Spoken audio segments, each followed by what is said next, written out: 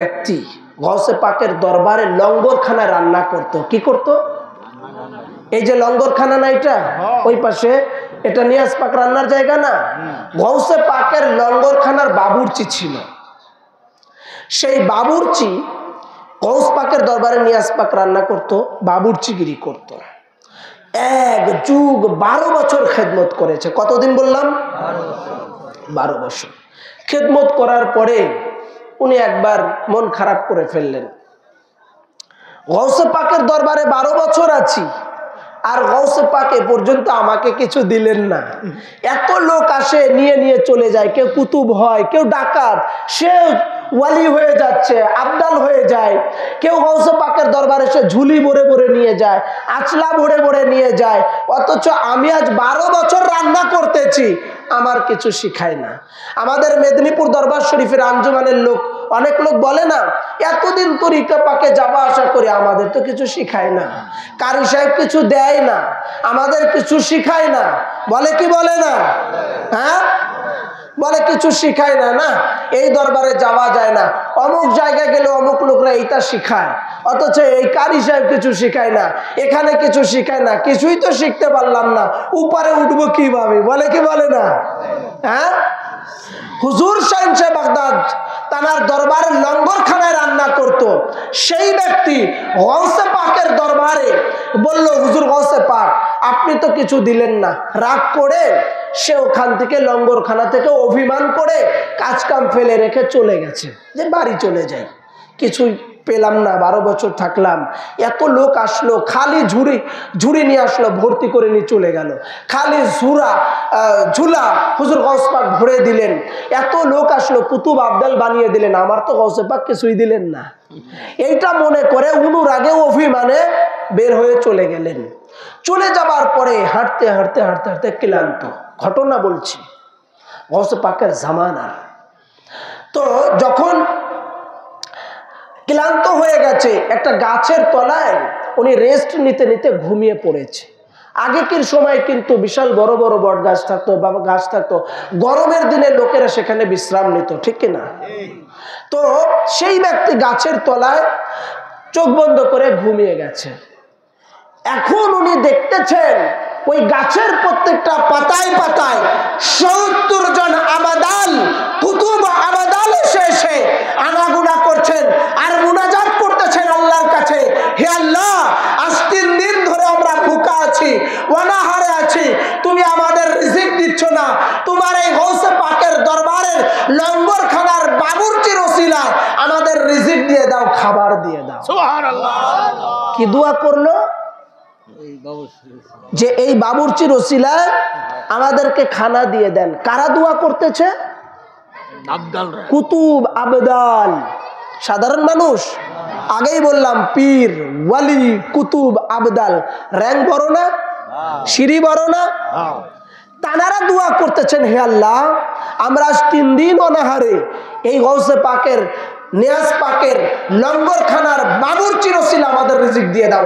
আল্লাহ তাআলা সাথে সাথে লঙ্গরখানার বাবুর্চির ওসিলাতে জান্নাত থেকে খাঞ্চা ভরে খাবার পাঠিয়েছেন, তানারা খাচ্ছেন। হঠাৎ করে ওনার ঘুম ভেঙে গেল।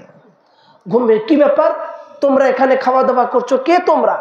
বলে, হুজুর আমরা হচ্ছি প্রত্যেকে আবদাল আছি, কুতুব আছি, আমরা 3 দিন ভোকা অবস্থায় আছি, ক্ষুধার্ত অবস্থায় আছি, আমরা খাবার পাচ্ছিলাম না। আপনি তো গৌসে পাকের লঙ্গরখানার বাবুর্চি, তাই আপনার ওসিলা দিয়ে আমরা দোয়া চেয়েছি, আল্লাহ পাক আপনার ওসিলা আমাদের রিজিকের ব্যবস্থা করেছে। তখন তিনি চিন্তা করলেন, হায় হায়, আমি তো লঙ্গরখানার বাবুর্চি মাত্র, লঙ্গরখানার বাবুর্চি মাত্র, আর আমারই এত মর্যাদা যে আমি সাধারণ একজন লঙ্গরখানার বাবুর্চি, আমার ওসিলাতে আবদালরা, কুতুবরা খাবার পাচ্ছে, তাইলে আমি কত বড় আবদাল আর ওয়ালি আছি। গৌস পাক আমাকে কত বড় কুতুবিয়াত দান করেছেন।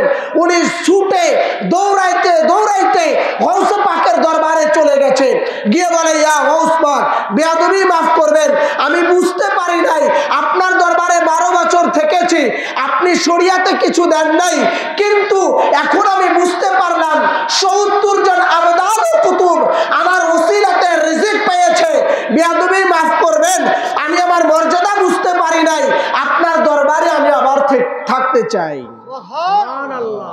হুজুর গাউসে পাক বলেন, শোনো, ওরা তো বাইরে থেকে আসে, ওয়ালি গাউস কুতুব, তাই ওদেরকে দিয়ে বিদায় করে দেই।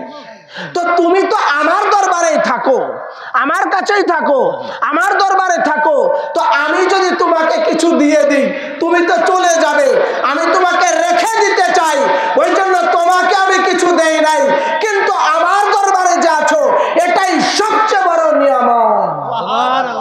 তোমার ওসিলাতে কুতুব আব্দালরা রিজিক খায়, তোমার ওসিলাতে ওয়ালি আল্লাহরা রিজিক পায়, এই জন্য তুমি আছো বলে তোমাকে আসলা ভরে কিছু দিচ্ছি না, কিন্তু বাতুনিতে আমি সব তোমাকে দিয়ে রেখেছি। তো এই দরবারে যারা আছেন, এই সিলসিলাতে যারা আছেন, এই খানদানে যারা আছেন, এই খানকা পাকে যারা হাজির হচ্ছেন, এই কবরপুর ইমামবাড়ায় যারা আছেন, এই লঙ্গরখানার বাবুর্চিগিরি যারা করছেন, ধোয়া মোছার কাজ করছেন, যারা ঝাড়ু পোছা দিচ্ছেন, তারা ভাবছেন কিছুই অর্জন করতে পারলাম না। না না, গাউসে পাক যে দয়া করে আপনার আমার মতো একজন নগণ্য ব্যক্তিকে এই দরবারে গোলামি করার সুযোগ দিয়েছে, এটাই তো আপনার আমার জন্য বিশাল ব্যাপার, এটাই তো আপনার আমার জন্য বিশাল ব্যাপার। আর আমি কি চাইবো ভাই, আমার তো তকদির নাই, কপাল নাই, আমার যোগ্যতা নাই এই দরবারে গোলামি করা। যেই দরবারে ওয়ালি আল্লাহরা এসে ডিউটি করে, ফেরেশতারা এসে ডিউটি করে, জিন জাতিরা এসে ডিউটি করে, খেদমত করে, সে জায়গায় আমি গোলাম, নগণ্য, অধম, নালায়েক, নাখাস্তা, আমার কি যোগ্যতা আছে এই দরবারে গোলামি করা?